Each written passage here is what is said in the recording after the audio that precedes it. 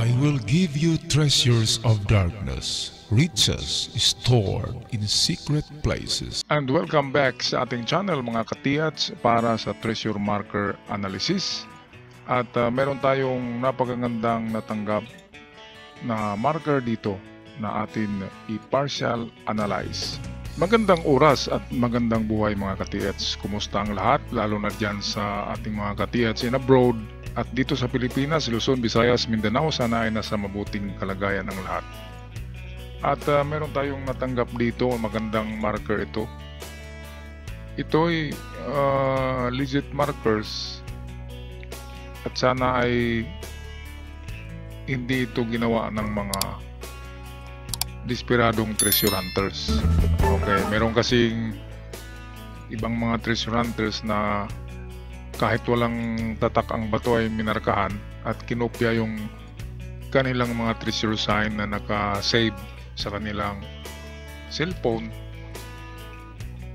Basta lang, trip lang na gagawa ng mga ganyan. Pero kapag ito ay gawa ng hapon, sigurado na meron kayong makuha dito mga katiyats. Okay, unahin muna natin to. Itong napakagandang marker, textbook marker ito. Ito'y kasama ng mga 4K, 7KO, KO, at K. Ito na mga marka, lahat ng mga ito. Ito yung mga giveaway marker. Kung saan marami ang nakakuha nito. Kaya makikita nyo ito sa internet sa mga nag-post nito na ang kahulugan ay treasure under the big rock. Okay, under the big rock nga yan, pero ano bang distansya? Okay, so ito ngayon ang ating tatalakayin. Kasi meron siyang guhit dito na napansin ko parang arrow ito eh, parang nagaganyan no? And then mahaba siya, and then pinutol, nagaganyan. Okay, so ano bang meron? Ito nagsasabi na mayroong item beside the rock. Ito kung tingnan natin parang K at nagaganyan. Ayan, ganyan talagang hapon magtatak. Merong mga kung ano-anong makikita natin ng mga guhit. Pero merong ano yan, kahulugan. Itong isa naman, tingnan natin, ay merong visible na dalawang kilay at mata. Diba? May ilong pa, butas, dalawa. Enclose siya sa naka-enclose siya sa box. So pwedeng merong dalawang item dito kasi dalawa yung arrow niya, nakaganyan. Pareho ang direksyon. Ang isa malayo, ang isa malapit. So two separate dalawang separated na treasure, isang maliit at isang malaki. So one small, one big, make that one small item and one big item. Dalawa lahat. Ngayon, saan ba hanapin dito ang big? Okay. Ito ang nakita nyo ang mata, ang kabila ay wala. Walang mata. Kilay lang. So ibig sabihin wala dyan. Wala sa banda rito. Pang ano lang tong arrow, pang distract, pang paligaw. Kaya ang sikreto niyan ay dito sa isang mata. So ang mata ay nasa kaliwa, sa kaliwa kung tingnan natin. At kung napansin nyo, napakahaba ng guhit to. So ito na guhit can be the real arrow. Pwede siya yung real arrow. So papunta sa banda rito. Yan din ang sabi ng mata. Ang sabi ng mata, in the left side, ito, papunta sa left. sa kaliwa. Itong maliit din na arrow, maiksi kasi yan. At saka ito yung mga sinasabi ko na mga kin. Instead na kin ang i-drawing nila, instead na ganito, ay tinanggal nila yung mga iba pang parte ng kin. At natira ay parang arrow. So mahalata mo na kin siya kasi maiksi yung ito. Hindi siya mahaba na ganyan. So kapag maiksi lang na ganyan, karamihan yan ay 4 meters distance. At baliktad siya. Reverse siya. Ito akala natin dito yan papunta. Pero yan ay patalikod dito yan. Ganon din itong isa. So sa banda rito siya. So hiwalay nga. Ngayon kung nakatayo yan,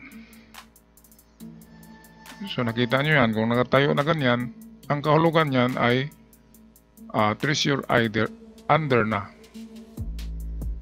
or in front. So ito na yung arrow niya, itong sa baba.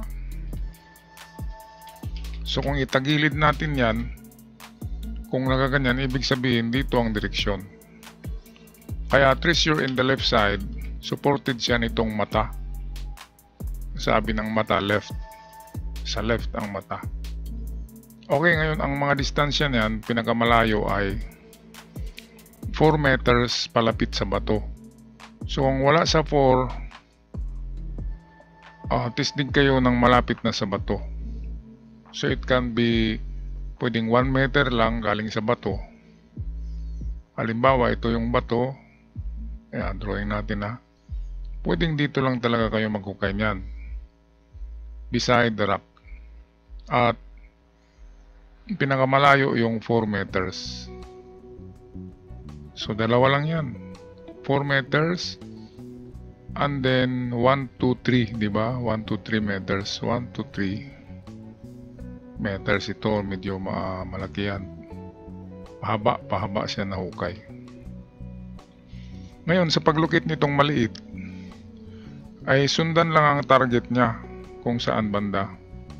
So ganun din na mga distance kasi maiksi na arrow. 4 meters pinakamalayo, 1 meter pinakamalapit sa bato. So ito ganito rin, 4 meters pinakamalayo, and then sa gilid ng bato 1 meter. So dalawang separated treasure ang symbol na yan. Isang maliit, isang malaki. Ang malaki ito, makikita naman natin nilakihan niya ang arrow, at yung maliit ay small. At dito sa ilong ito, itong dalawang butas, makikita natin dalawang item nakalagay sa enclosed in the square. So pwedeng nasa loob lang talaga siya ng isang box, dalawang item, pero pwede ring enclosed sa area na square ang dalawang item. So pwedeng naka-enclose. Okay, baka square ang pagplat nila diyan sa area, halimbawa nakaganyan, and then naka-enclose sa kalagitnaan ng dalawa. At pwede ring literal na dalawang item, dalawang sabihin natin dalawang gold bars sa isang box. Pero dahil ang arrow ay separate, so separated treasure talaga ito. Separate ang pagkabaon. Okay, punta tayo sa isa. Ito, classic. Sabi ko kanina, kasama ng mga 4K, 7K, 7KO, 7KD. Ito, 0K ito eh. So, naturally, hindi yan nakadikit. Nagaganyan talaga yan. So, ganoon pa rin ang item ay nasa kaliwa. So, ang punteriya niyan ay dito. Kaya beside the rock. Ito naman kung ito ay arrow, nagaganyan yan. Pero parang linya lang eh, parang wala to. So, ito lang yata. So, itong dalawang guhit can be unit ng distance yan. So dalawa lang ang pagpipilian. It can be 2 meters kung 1 meter bawat guhit, at kung 5 meters bawat guhit ay pwedeng 10 meters ang layo. So dalawa lang na distance yan sa gilid ng bato. So example, ito yung bato, kulayan natin ng pula. Example, ito yung bato, ito yung lupa, ito yung marka na 0K, ganyan. So ang direksyon ay papunta rito. Kulayan natin yung dilaw. Papunta rito, unang distansya 2 meters lang na pagkalapit. Pangalawang distansya ay medyo may kalayuan, 10 meters. Ngayon, bakit nasabi natin na 10 meters? Kasi pwedeng bawat guhit ay 5 meters. Ito, pwedeng 5 meters bawat isa niyan, at pwedeng 1 meter lang bawat isa. Pero dito, kung nakita nyo, dalawang parang V, di ba? So kung dalawang parang V, ay 10 din yan. Ang V ay 5. So dalawang V is 10. So pasok ang 10. Pasok din ang 2. Kasi treasure beside the rock. Malapit lang to sa bato, pero nilagyan niya kasi ng mahaba na linya, at kung sukatin natin yan by feet, baka wala tayong reference nito kung ilang feet ito. So sabihin natin 15 feet ito or 12 feet. Okay, pero ito na ang given na niya. Ito, nilagyan niya ng guhit, dalawa. Yan na yung distansya. At kuha rin dito sa dalawang V is 10. So pwedeng ang 2 meters lang at pwedeng 10 meters lang. Ang item ay makikita papunta sa kaliwa. So halimbawa, ito yung bato, ay punta tayo sa kaliwa niya. Test dig sa 2 meters at test dig din sa 10 meters. Ang mga 7K, 7KD, 7KO, KO, meron yan. Meron din KO lang. At meron din 4K.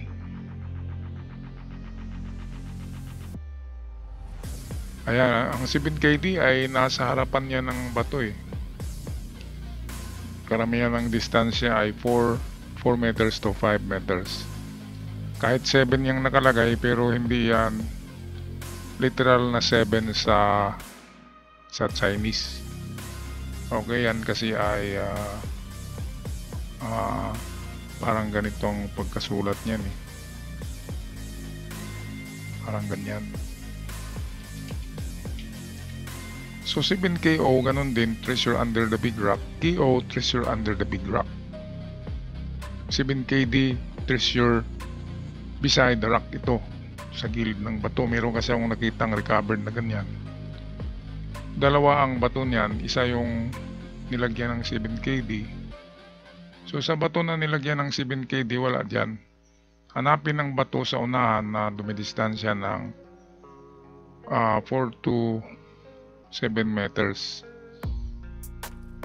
Ganyan. Malaki yan na bato. At dito sa gilid ng bato na ito, itong malaki. Okay, kaya kailangan niya ng backhoe para bakuin lahat ng gilid ng bato. Ang 4K naman, sa nakita ko rin ng mga recovered sa treasure, ang 4K ay sa north ng bato. So kung karamihan yan, nilagayan sa harapan ng bato ang marka, pero ang paghukay niyan ay wala sa harapan, kundi sa likod o hanapin ng north. Karamihan ng 4K ay treasure at the back. of the rock, pero hanapin lang ang norte ng side ng bato, yung north. Doon ang okay sa norte. Okay, so KO under that rock, kung saan nakalagay ang marka na KO sa baba niya mismo. Kaya ito, maganda na mga marker ito. Ito ay 0K ito eh. 0K kung basahin. Kaya treasure beside the rock. Okay, so good luck sa inyo dyan mga katiyats. At sa mga bago pa lamang sa ating channel, huwag kalimutan mag-subscribe para palagi kayong updated sa ating mga bagong uploads. Ako'y magpaalam na magandang buhay sa lahat. Hanggang sa muli, ingat kayong lahat.